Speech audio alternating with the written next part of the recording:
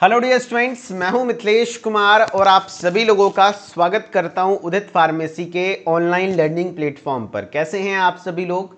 आशा करता हूं अच्छे होंगे, स्वस्थ होंगे और मस्त होंगे। आज के इस लाइव क्लास में हम लोग ह्यूमन एनाटॉमी एंड फिजियोलॉजी के टॉप 20 सीरीज का पार्ट 17 करने वाले हैं एंड पार्ट 17 में क्वेश्चन नंबर 17 हमारा रहने वाला है। और ये क्वेश्चन नंबर 17 है, right in detail about physiology of digestion and absorption. यानी डाइजेशन और एब्जॉर्प्शन की फिजियोलॉजी के ऊपर क्वेश्चंस हैं जो कि अभी हम लोगों को पढ़ना है, राइट। तो क्वेश्चन नंबर 17 क्या है भाई? Right in detail about physiology of digestion and absorption. अच्छा, डाइजेस्टिव सिस्टम की एनाटॉमी फिजियोलॉजी पढ़े थे और उससे कुछ मिलता जुलता क्वेश्चन है। हाँ, यहाँ बस ये क्वेश्चन है कि कैसे डाइजेशन होता है। वहाँ पे था कि डाइजेस्टिव सिस्टम का एनाटॉमी क्या बनावट है, कहाँ क्या होता है, वो बताना था। यहाँ पर है कि डाइजेशन कहाँ होता है, कैसे होता है, फिर और एब्जॉर्प्शन कहाँ होता है, कैसे होता है। करेक्ट? हाँ। तो एक इमेज के माध्यम से आपको मैं समझाना चाहूँगा जो आपके सामने दिख रहा है। इसमें आप लोगों को समझ में आएगा कि कैसे कैसे क्या क्या कुछ होता है। ठीक है। सबसे पहले यहाँ पे दिख रहा होगा फूड का इंजेशन होता है। पहले तो एलिमेंट्री कैनाल का पूरा रास्ता आपको पता है। सबसे पहले ओरल कैविटी, माउथ, फिर उसके बाद क्या आता है, फेरिंग्स, उसके बाद क्या आता है, ईसोफेगस। खाना कहाँ जाता है, स्टोमक। स्टोमक के बाद कहाँ जाता है, स्मॉल इंटेस्टाइन। उसके बाद कहाँ जाता है, large intestine. And large intestine के बाद वो मल बन के, फिसीज बन के, और फिर एनस के माध्यम से डिफिकेशन हो जाता है, यानी मल पदार्थ का त्याग कर दिया जाता है। करेक्ट? हाँ। अब होता कैसे कैसे है सर? तो सबसे पहले यहाँ पे स्वेलोइंग होती है, खाना अंदर निगला जाता है और निगलने के दौरान यहाँ पर होता है पेरिस्टेल्सिस मूवमेंट, है ना। पेरिस्टेल्सिस मूवमेंट होता है जिससे खाना आगे की ओर बढ़ता है, यानी स्वेलोइंग होता है जो कि ओरोफेरिंग्स के द्वारा होता है। And peristalsis movement, peristalsis movement कहाँ होता है सर? तो आपके oesophagus, stomach, small intestine, large intestine, हर जगह होता ही रहता है, जैसे खाना एक जगह अटके नहीं है। ऐसे ऐसे ऐसे जैसे मैं पेरिस्टेल्सिस मूवमेंट का एक फोटो लाया हूँ दिखाने के लिए। देखो किस तरीके से मूवमेंट होते हैं। टेक 1 सेकेंड, रुक जाओ। रुक जाइए।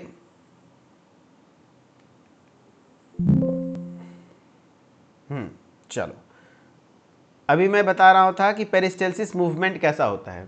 तो देखिए ये स्टोमक है ना, ये जो ईसोफेगस है, तो ईसोफेगस में किस तरीके से देखो ये वेब बन रहा है, वेब बन रहा है ना। हाँ, तो ऐसे ऐसे फूलता सिकुड़ता है, फैलता सिकुड़ता है, फैलता सिकुड़ता है, जिससे कि खाना आगे की ओर, ये देखो खाना है, खाना आगे की ओर कैसे ट्रांसफर हो रहा है, खाना कैसे आगे की ओर ट्रांसफर हो रहा है, इसी को पेरिस्टेल्सिस मूवमेंट कहते हैं।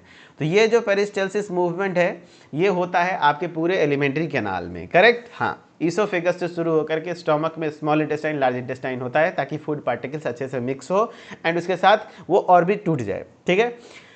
उसके बाद आपका यहाँ पर याद रखना कि जो आपके स्टोमक है, ये स्टोमक में डाइजेशन होता है कुछ देर तक। कितने देर तक खाना स्टोर होता है? तो सर 4 से 4.5 घंटे तक यहाँ पे खाना स्टोर होता है, कुछ हिस्सा यहाँ पे डाइजेस्ट होता है। लेकिन जो ये स्मॉल इंटेस्टाइन में सबसे ज़्यादा डाइजेशन होता है, सबसे ज़्यादा डाइजेशन और एब्जॉर्प्शन कहाँ होता है? स्मॉल इंटेस्टाइन में होता है। ठीक है। और फिर लार्ज इंटेस्टाइन में ओवरऑल लगभग डाइजेस्ट हो चुका होता है, सिर्फ उसमें से वाटर निकल के फीसिस को सॉलिड बनाया जाता है एंड उससे वो बाहर निकलता है। ठीक है। तो ये चीज़ें आपको एक बेसिक आइडिया यहाँ दी गई है। अब हम लोग बात कर लेते हैं क्या कि किस तरीके से डाइजेशन एंड एब्जॉर्प्शन होता है। चलिए समझते हैं। ठीक है। ये आपके समझाने के लिए एग्जाम में आपको ऐसा कोई डायग्राम नहीं बनाना है, टेंशन ना लीजिए। आपको यहाँ से लिखना है डाइजेशन वर्सेज एब्जॉर्प्शन। ठीक है। करेक्ट। तो भाई क्या होता है डाइजेशन? तो डाइजेशन सबसे पहले समझो प्रक्रिया क्या है। तो digestion is the process by which the body breaks down food into smaller simpler molecule that can be absorbed and used by the cells for energy, growth and repair. अरे sir इतना बड़ा लाइन समझ में नहीं आया, मैं आपको बताता हूँ। डाइजेशन एक ऐसा प्रोसेस है जिसमें कॉम्प्लेक्स मॉलिक्यूल को तोड़ करके उसको सिंपलर फॉर्म में कन्वर्ट किया जाता है। जैसे कार्बोहाइड्रेट को डाइजेस्ट करके किस में कन्वर्ट किया जाता है? ग्लूकोज में, ताकि वो एब्जॉर्ब हो सके। और एब्जॉर्ब होगा कहाँ? ब्लड में। और ब्लड में के माध्यम से सेल्स तक पहुंचेगा और सेल्स में उसकी क्या होगी? ऑक्सीडेशन, यानी ऑक्सीजन से बिक्रिया करके एनर्जी बनाएगा। ठीक है। हाँ, तो ये चीज़ें प्रोसेस होती है। वैसे प्रोटीन का जो होता है, प्रोटीन आप खाते हो तो प्रोटीन का डाइजेशन हो जाता है अमीनो एसिड में, है ना। फैट का हो जाता है फैटी एसिड में। तो वही बोल रहा है digestion is the process by which हमारा बॉडी क्या करता है? Breaks down food into smaller, यानी फूड को, कॉम्प्लेक्स फूड सब्सटेंस को स्मॉलर सिंपलर मॉलिक्यूल, सिंपल से सिंपल मॉलिक्यूल में कन्वर्ट करते हैं, दैट कैन बी एब्जॉर्ब, जो कि एब्जॉर्ब हो सके ब्लड में। कार्बोहाइड्रेट सीधा सीधा एब्जॉर्ब हो सकता है क्या? नहीं, कार्बोहाइड्रेट का एब्जॉर्बेबल फॉर्म है ग्लूकोज। तो glucose used by the cells, और सेल उसको यूज करे फॉर एनर्जी, एनर्जी के लिए, ग्रोथ के लिए एंड रिपेयर के लिए। करेक्ट। हाँ, मैं यहाँ पे कुछ चीज़ें लिखना चाहूँगा जो कि आप लोग लिख लेना, नोट कर लेना। मैंने क्या बताया, डाइजेशन प्रोसेस क्या होता है सर? तो डाइजेशन प्रोसेस में मैंने बताया सर, यहाँ पे जो भी कॉम्प्लेक्स फूड सब्सटेंसेस हैं उसको, कॉम्प्लेक्स फूड सब्सटेंसेस है, सिंपलर फॉर्म में कन्वर्ट किया जाता है। कैसा सिंपलर? जो कि एब्जॉर्बेबल फॉर्म हो। जैसे अगर मैं बात करूं कार्बोहाइड्रेट की, तो अगर कार्बोहाइड्रेट की बात करें तो इसका एब्जॉर्बेबल फॉर्म क्या है? तो ग्लूकोज है सर। तो इसको ग्लूकोज में कन्वर्ट करना आपका क्या होता है? डाइजेशन कहलाता है। वैसे आपका प्रोटीन, तो प्रोटीन का एब्जॉर्बेबल फॉर्म क्या होता है सर? अमीनो एसिड होता है। तो नोट करके रख लो, अमीनो एसिड।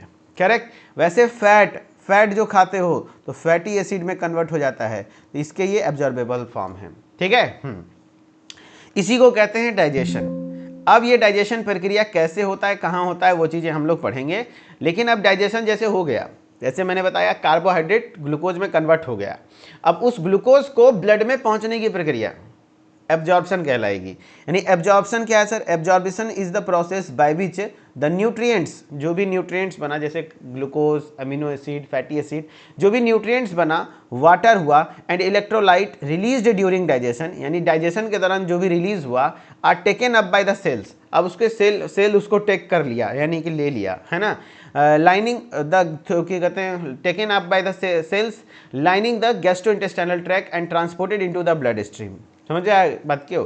यानी कि ब्लड स्ट्रीम में ट्रांसपोर्ट होना, यानी कि देखो अगर ये ग्लूकोज मॉलिक्यूल पेट में बन गया, मान लेते हैं कार्बोहाइड्रेट डाइजेस्ट होकर के ग्लूकोज बन गया, तो इसको ब्लड वेसल्स में जाने की प्रक्रिया, ब्लड स्ट्रीम में जाने की प्रक्रिया एब्जॉर्प्शन कहलाती है। करेक्ट। हाँ, तो डाइजेशन क्या हुआ सर? तो डाइजेशन इज द प्रोसेस, यहाँ पे मैंने क्या बताया, digestion is the process by which, जहाँ पे क्या होता है, body breaks down food into simpler smaller simpler molecule that can be absorb, जिसको आप एब्जॉर्ब कर सकते हो, used by cells for energy, growth and repair. ठीक है। इसको डाइजेशन कहते हैं। जबकि absorption is the process by which nutrients, water या फिर इलेक्ट्रोलाइट रिलीज ड्यूरिंग डाइजेशन, जो भी चीजें रिलीज हुई आपके डाइजेशन के दौरान, taken up by the cells lining GIT track and transported into, cells उसको लेकर के कहाँ तक पहुंचाए, transported into the bloodstream, bloodstream में जाने की प्रक्रिया आपकी क्या कहलाती है? एब्जॉर्प्शन कहलाती है। चलो हिंदी में पढ़ते हैं, पाचन। डाइजेशन को हिंदी में पाचन कहते हैं। तो पाचन क्या है? तो पाचन वह प्रक्रिया है जिसमें शरीर द्वारा भोजन को छोटे सरल अणुओं में तोड़ता है, ठीक है, जिन्हें कोशिकाओं द्वारा ऊर्जा वृद्धि और मरम्मत के लिए उपयोग किया जाता है, किया जा सकता है। अब एब्जॉर्प्शन क्या है सर? एब्जॉर्प्शन को हिंदी में कहते हैं अवशोषण। अवशोषण वह प्रक्रिया है जिसके द्वारा पाचन के दौरान मुक्त पोषक तत्व, जो भी मुक्त पोषक तत्व है पाचन के दौरान, जैसे ग्लूकोज बना, अमीनो एसिड बना, फैटी एसिड बना, ये भी जो भी पोषक तत्व हैं, या वाटर है या इलेक्ट्रोलाइट्स है, पाचन तंत्र की कोशिकाओं द्वारा अवशोषित होकर के, जो भी पाचन तंत्र की कोशिकाएं उसको अवशोषित करके रक्त प्रवाह में पहुंचाते हैं, तो उसको हम लोग अवशोषण कहते हैं, एब्जॉर्प्शन कहते हैं। यानी ब्लड स्ट्रीम में पहुंचाने की प्रक्रिया को एब्जॉर्प्शन कहेंगे। अब पढ़ते हैं फिजियोलॉजी ऑफ डाइजेशन। पहले तो अब डाइजेशन और एब्जॉर्प्शन का डेफिनेशन पढ़ें। फिजियोलॉजी ऑफ डाइजेशन, कैसे होता है डाइजेशन? तो डाइजेशन कहाँ से शुरू होता है? तो याद रखना, माउथ से ही शुरू होता है। कुछ लोगों को लगता है कि नहीं यार खाना पेट से शुरू होता है डाइजेस्ट होना, नहीं, माउथ से ही डाइजेशन शुरू हो जाता है। तो माउथ में सबसे पहले आपका खाना डाइजेस्ट होता है। कैसे? तो जो आप खाना चबाते हो, डाइजेशन का मतलब क्या हुआ कि कॉम्प्लेक्स फूड सब्सटेंस को सिंपल फॉर्म में कन्वर्ट करना। जो आप एक रोटी का टुकड़ा लेते हो तो उसको मुंह में डाल के चबाते हो, यस, चबाने से क्या हुआ, बड़े जो मॉलिक्यूल, बड़े बड़े पार्टिकल्स थे, है ना, रोटी का एक बड़ा टुकड़ा छोटे छोटे मॉलिक्यूल में कन्वर्ट हुआ, छोटे छोटे पार्टिकल्स में कन्वर्ट हो गया। अरे हुआ कि नहीं हुआ? तो वो एक प्रकार का मैकेनिकल डाइजेशन हुआ, क्योंकि आप चबाए उसको। मैकेनिकल डाइजेशन उसको कहते हैं जहाँ पर कोई एंजाइम वर्क नहीं किया, लेकिन फिर भी वहाँ पर, चूंकि यहाँ पर आप चबा रहे हो, तो चबाने की वजह से मैकेनिकल डाइजेशन होता है। करेक्ट। हाँ, दूसरा केमिकल डाइजेशन भी होता है, क्योंकि यहाँ आपके मुंह में सलेवरी ग्लैंड है। सलेवरी ग्लैंड मतलब सर लार ग्रंथि, जो क्या बनाता है, सलाइवा बनाता है। और सलाइवा मतलब क्या, लार। लार में कौन सा एंजाइम है, एमाइलेज, सलेवरी एमाइलेज, जिसको टाइलिन के नाम से जानते हैं। वो आपके मुंह में ही 30% स्टार्च को डाइजेस्ट करके माल्टोज में कन्वर्ट कर देता है। तो कुछ मात्रा में यहाँ पर केमिकल डाइजेशन भी होता है। यानी डाइजेशन ओवरऑल बिगिन कहाँ पे होता है, माउथ में ही, mechanical as well as chemical, यानी मैकेनिकल भी हो जाता है, केमिकल भी हो जाता है। ठीक है। वही लिख रहा है, digestion begins in the mouth. Digestion mouth में ही स्टार्ट होता है with mechanical and chemical processes. Mechanical process भी होते हैं, केमिकल प्रोसेस भी होते हैं। मैकेनिकल मतलब हुआ मुंह से जो दांत से चबाते हैं, केमिकल प्रोसेस हुआ क्योंकि यहाँ पर जो आपकी एंजाइम्स वर्क करती हैं। पाचन मुंह में यांत्रिक और रासायनिक प्रक्रियाओं से शुरू होता है। Chewing breaks down food into smaller particles. Chewing क्या करता है, जो भी आपके फूड क्या कहते हैं, चीविंग क्या करता है, ब्रेक डाउन करता है आपके फूड को स्मॉलर पार्टिकल्स में, इंक्रीजिंग द सरफेस एरिया, उसकी सरफेस एरिया को इंक्रीज करता है। ठीक है, चीविंग हो गया। चबाने से भोजन छोटे कणों में टूटता है, ठीक है, जिससे सतह क्षेत्र बढ़ता है। Salivary gland secrete saliva. Salivary gland वहाँ क्या सिक्रीट करता है, सलाइवा, जिसमें एंजाइम होते हैं अमाइलेज, और इसी सेलिवरी अमाइलेज को हम लोग पटाइलिन के नाम से भी जानते हैं, टाइलिन, याद रखना। और किस पीएच पर वर्क करता है, तो 6.8 पीएच पर वर्क करता है। तो यह लार ग्रंथि द्वारा जो अमाइलेज युक्त लार है, ये क्या करता है, अमाइलेज केमिकल डाइजेशन करता है। कैसे, तो ये स्टार्च, जो भी आपके खाने में स्टार्च प्रेजेंट है यानी कार्बोहाइड्रेट ही है, उसको माल्टोज में कन्वर्ट करता है, माल्टोज में कन्वर्ट करता है। कितना, लगभग 30% स्टार्च को डाइजेस्ट कर देता है यहाँ पर। तो माउथ में ही कुछ मात्रा में केमिकल डाइजेशन भी हो जाते हैं। अब खाना कहाँ जाता है सर, ईसोफेगस में। अब खाना कहाँ जाता है, ईसोफेगस में, यानी खाना अब फूड फॉर्म्स बोलस। अच्छा, बोलस मतलब क्या है सर, तो जब आपका फूड चबा करके उसमें सलाइवा मिक्स कर देते हैं, सलाइवा मिक्स करते हैं, तो वो बोलस कहलाता है। क्या कहलाता है, बोलस। जैसे गोबर थापना देखे हो, गोबर थापना मतलब समझते हो, जैसे गांव घर में गोबर रहता है, उसमें पानी मिला करके उसको गुलिया बनाया जाता है, गोल गोल गोल गोल, फिर उसके बाद थापा जाता है। यस, तो बस वैसे ही यहाँ पर है कि जब खाना खा करके उसको चबाते हैं और चबा करके उसको सलाइवा से मिक्स करके गोल गोल बना दिया जाता है, ऐसे ही गोल गोल बन जाता है, तब अंदर जाता है, उसको बोलस कहते हैं। क्या कहते हैं, बोलस। तो फूड फॉर्म्स बोलस, यहाँ पे फूड क्या बन जाता है सर, बोलस बन जाता है, एंड मूव्स टू स्टोमक, और वो कहाँ जाता है, पेट में जाता है, बाय पेरिस्टेल्सिस। यहाँ पर पेरिस्टेल्सिस मूवमेंट होते हैं, यही पेरिस्टेल्सिस मूवमेंट है ना, फैलना सिकुड़ना, इससे क्या होता है, वो खाना स्टोमक में जाता है। अच्छा, ईसोफेगस में क्या कोई डाइजेशन होता है या एब्जॉर्प्शन होता है, no, no digestion and absorption takes place. Oesophagus में, यानी ईसोफेगस में नो डाइजेशन, मैं क्लियरली लिख देता हूँ, कोई डाइजेशन नहीं होता, कोई डाइजेशन नहीं होता है, ना ही एब्जॉर्प्शन होता है, ना ही एब्जॉर्प्शन होता है, ना ही कोई डाइजेशन होता है, ना ही कोई एब्जॉर्प्शन होता है ईसोफेगस में। ठीक है, ईसोफेगस का काम बस इतना है कि आपका खाना को कहाँ तक पहुँचा दे, पेट तक पहुँचा दे, माउथ से। अब थ्रू पेरिस्टेल्सिस मूवमेंट, अब एक खाना आ गया पेट में, स्टोमक में। अब जब खाना स्टोमक में आ गया तो ये ईसोफेगस है, खाना ये पेट में आ गया, ठीक है। अब ये पेट में आ गया तो खाना जब पेट में आ जाता है तो यहाँ पे खाना कुछ देर तक स्टोर होता है, करेक्ट, हाँ। अब यहाँ पे आपका मेन खेला शुरू होता है, मेन खेला एते होबे, मतलब यहीं पर मेन खेला होता है, क्योंकि आपका यहाँ पर पाया जाता है gastric parietal cell, gastric parietal cell, और वो पेराइटल सेल क्या सिक्रीट करता है, HCl, यही HCl है, एंड यहाँ पर रिलीज होता है एक एंजाइम पेप्सिन, वही HCl के प्रेजेंस में, HCl के उपस्थिति में वो थोड़ा एक्टिव हो जाता है, ठीक है। एंड फिर प्रोटीन का डाइजेशन यहीं पर होता है, यानी कि पहली बार जो प्रोटीन का डाइजेशन है, प्रोटीन जो आप लोग प्रोटीन खाते हो ना, प्रोटीन का डाइजेशन यहीं से स्टार्ट होता है, प्रोटीन का डाइजेशन यहीं से शुरू होता है, प्रोटीन का डाइजेशन स्टार्ट यहाँ से होता है, स्टोमक से। क्यों, क्योंकि यहीं पर आपका पेप्सिन एंजाइम बनता है, ठीक है। सबसे ज़्यादा डाइजेशन पेट में भी नहीं होता है, मेन होता है स्मॉल इंटेस्टाइन में, हाँ। तो स्टोमक की बात कर रहे हैं, तो जो भी गैस्ट्रिक ग्लैंड्स हैं, जो भी गैस्ट्रिक ग्लैंड्स हैं, वो क्या सिक्रीट करते हैं, HCl, और उसके साथ साथ पेप्सिन, उसके साथ साथ पेप्सिन, यानी गैस्ट्रिक ग्रंथियां HCl और पेप्सिन स्रावित करती हैं। और ये पेप्सिन क्या करता है, breaks protein into peptides, protein को पेप्टाइड्स में कन्वर्ट कर देता है, and food becomes semi liquid, food थोड़ा सेमी लिक्विड में कन्वर्ट हो जाता है, जिसको अब काइम कहते हैं, काइम कहते हैं। पहले बोलस था, सबसे पहले आपका खाना था, खाना किस में कन्वर्ट हुआ सर, बोलस में, जो कि आपके सलाइवा मिक्स होने पर, जब बोलस में आपका गैस्ट्रिक जूस मिल गया तो वो काइम में कन्वर्ट हो गया, किस में कन्वर्ट हो गया, काइम में। यहाँ खाने में जब सलाइवा मिक्स हुआ, देखो मैं लिखते चलता हूँ, आपको पता होना चाहिए, यहाँ से MCQs बने हैं। खाने में जब सलाइवा मिक्स हुआ तो वो बोलस हो गया, बोलस में जब गैस्ट्रिक जूस, क्या, गैस्ट्रिक जूस, गैस्ट्रिक जूस यानी पेट वाला जूस जिसमें HCl होते हैं, पेप्सिन होता है, ये सब मिला तो उसको काइम में कन्वर्ट किया। अब ये काइम जब आपके आगे जाएगा स्मॉल इंटेस्टाइन में तो ये काइल में कन्वर्ट हो जाएगा, काइल में कन्वर्ट हो जाएगा।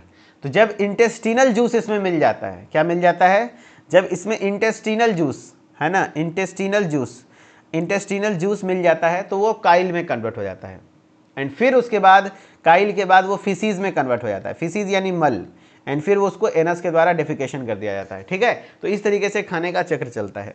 सबसे पहले फूड, उसको मुंह में डाले, चबाएं, इसोफेगस में जाते थे तो क्या हुआ, बोलस।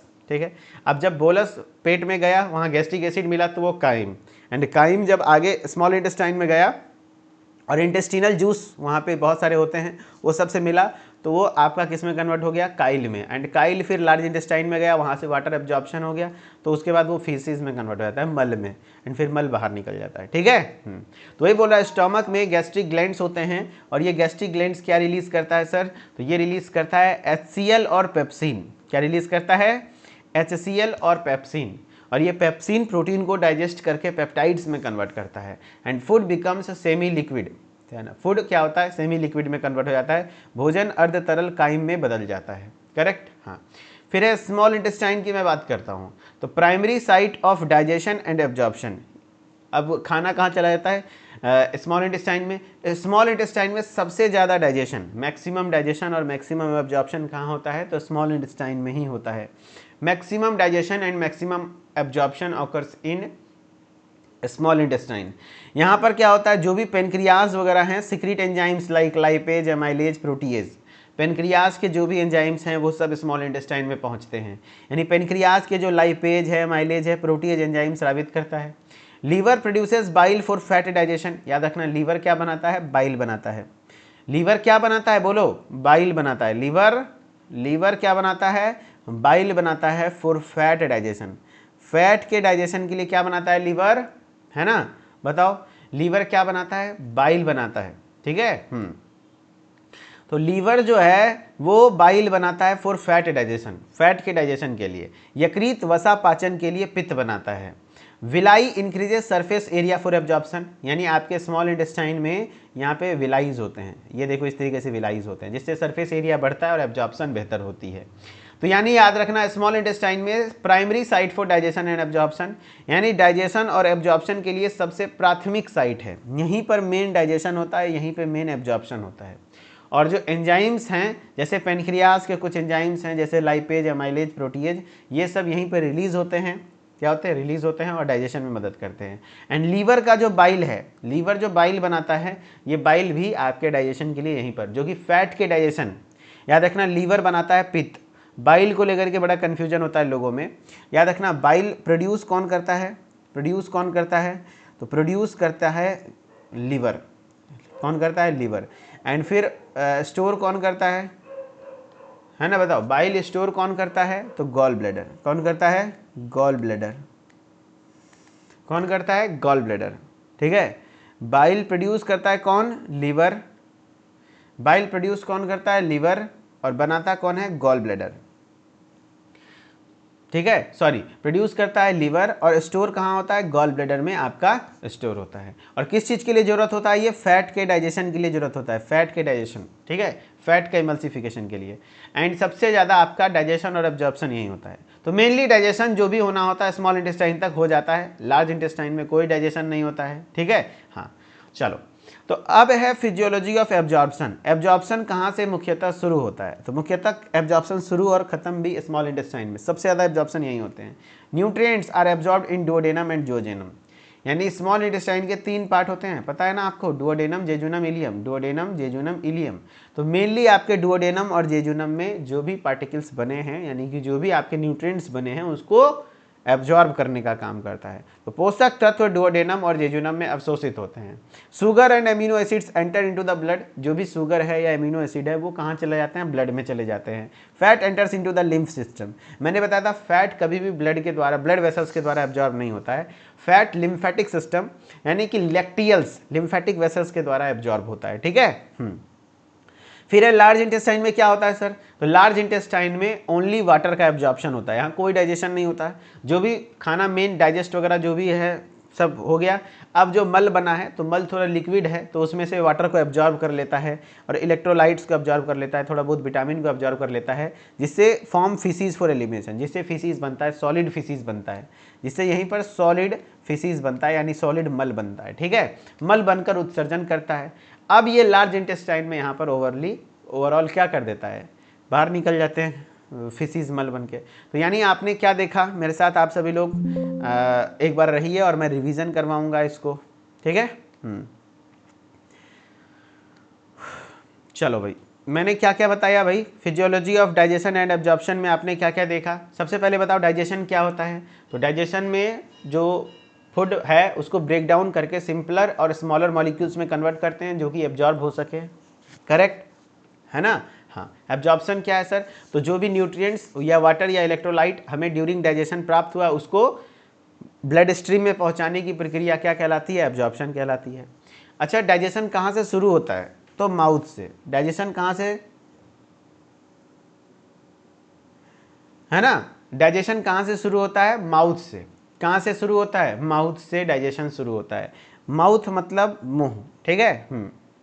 अगर एक बच्चा बोल रहा है कि गाइड से भाई देखो यहाँ पे क्वेश्चन के आंसर लिखा हूँ, शॉर्ट करके आंसर लिखा हुआ है ना, और बुक में डिटेल में दिया हुआ है, तो मतलब वही है जो वो लिखना चाह रहा है, बट थोड़ा ये शॉर्ट में आंसर लिखा हुआ है। अगर आप अभी से बुक वाला मैं गाइड यहाँ पढ़ाने बैठूंगा तो फिर कंप्लीट हो पाएगा क्या, नहीं ना।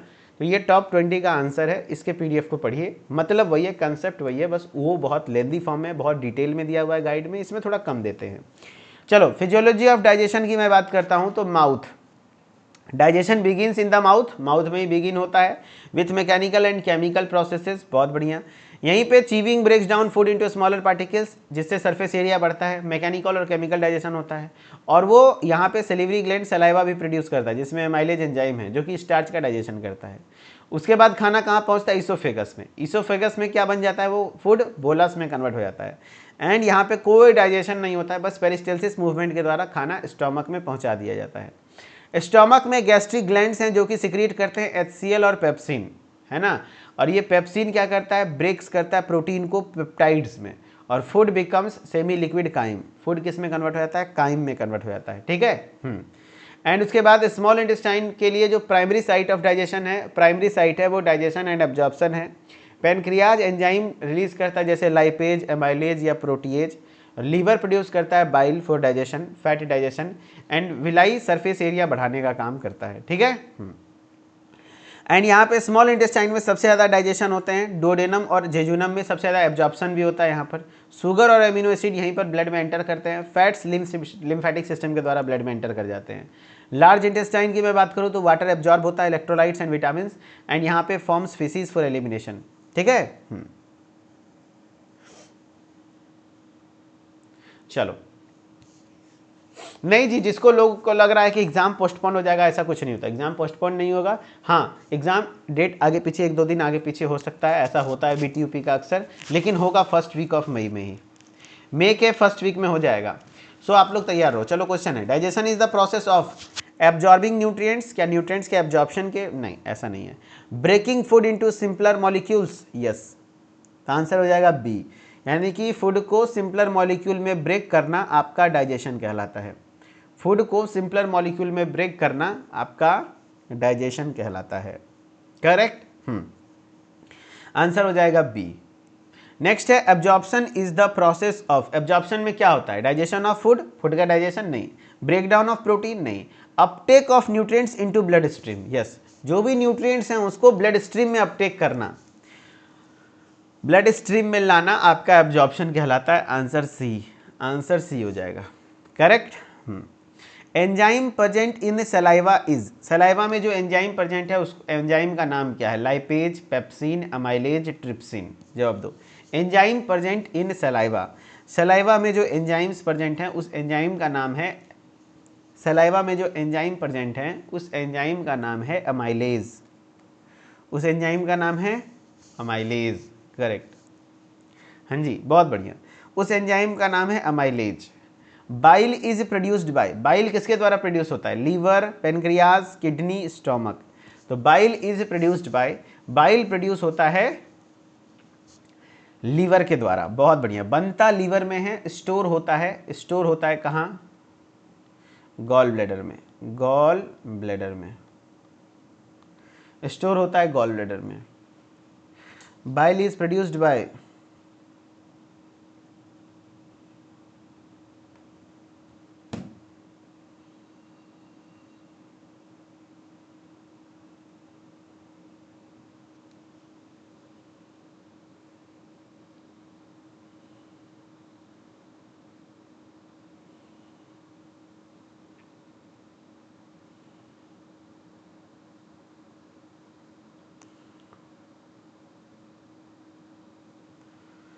चलिए, बहुत बढ़िया। नेक्स्ट है large intestine mainly absorbs. Large intestine mainly क्या करता है? एब्जॉर्ब करता है protein, enzyme, fat, water and electrolytes. तो large intestine mainly absorbs water and electrolytes. Water और इलेक्ट्रोलाइट्स को मेनली एब्जॉर्ब करने का काम करता है। Answer D. चलो, तो फाइनली आपका ये क्वेश्चन खत्म हुआ, ठीक है। तो डाइजेशन एंड एब्जॉर्प्शन का ये क्वेश्चन था। अब अगले क्लास में अगला क्वेश्चंस करेंगे एंड हमारा 20 पार्ट में ओवरऑल टॉप 20 क्वेश्चन इस बार कंप्लीट हो जाएगा। ओके, यानी अगले 1 से 2 दिन में, शाम में भी एक क्लास कर लेंगे, तो मेरे ख्याल से अगले 1 से 2 दिन में हमारा एचएपी खत्म हो जाएगा। ओके, चलो ठीक है, थैंक यू सो मच, बहुत बहुत शुक्रिया, धन्यवाद। मिथिलेश सर ऑफिशियल से जुड़े रहिए ताकि हर एक अपडेट आपको मिलता रहे। एंड जो भी बच्चों को क्लास अच्छी लगी हो कमेंट में जरूर बताइएगा। Okay, thank you. चलिए guys, thank you so much, फिर मिलते हैं नेक्स्ट क्लास में। ओके, धन्यवाद।